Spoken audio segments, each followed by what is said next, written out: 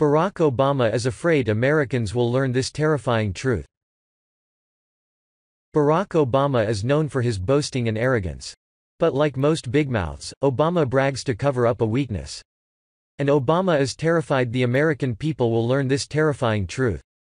When Barack Obama was president, he presided over the worst economic recovery since World War II.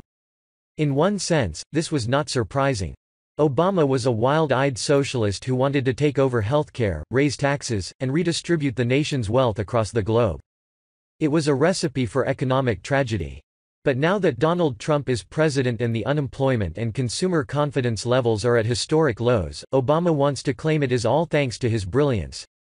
I was extraordinarily proud of the Paris Accords because I know we're in oil country and we need American energy, and by the way, American energy production, Obama falsely claimed. You wouldn't always know it, but it went up every year I was president. That whole, suddenly America's like the biggest oil producer and the biggest gas, that was me, people. Obama uttered a completely ridiculous and easily debunked fake news lie. The overwhelming majority of the increase in oil production occurred because state-level laws loosened the restrictions on fracking. Former Shell CEO John Hofmeister ripped Obama for taking credit for America's oil boom. If anything, he was trying to frustrate the efforts by taking federal lands off of the availability list, putting them just, no more drilling sick. He shut down the Gulf of Mexico for a period of 6 months, Hofmeister explained. He changed the regulations from an average of 60 to 80 pages per permit to 600 to 800 pages per permit. He also never approved the Keystone XL pipeline after dangling all the potential customers for 8 years. And it was in the 8th year when he said no Keystone pipeline. Obama did his level best to choke off the energy sector.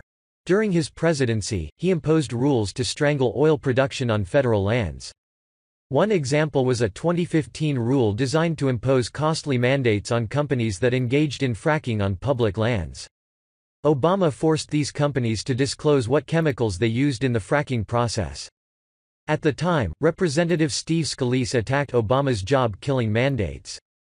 Today's proposed federal regulations on hydraulic fracturing represent yet another attack on American jobs by President Obama, and continue his attack on American-made energy, Scalise stated. Considering that states already successfully regulate fracking, the last thing the American people need is the heavy hand of the federal government killing good jobs and stifling American energy production with more of their radical regulations. Critics also blasted Obama for the astounding hypocrisy. During his 8 years in office, Obama blamed the anemic economic growth he presided over on George W. Bush.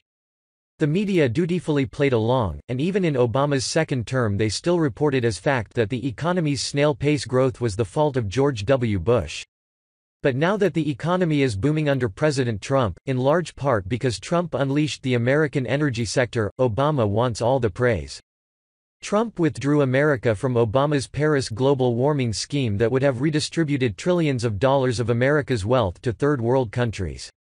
In his first year in office, Trump rolled back at least 70 Obama-era environmental regulations. It was the biggest reduction in regulations of any policy area in the federal government.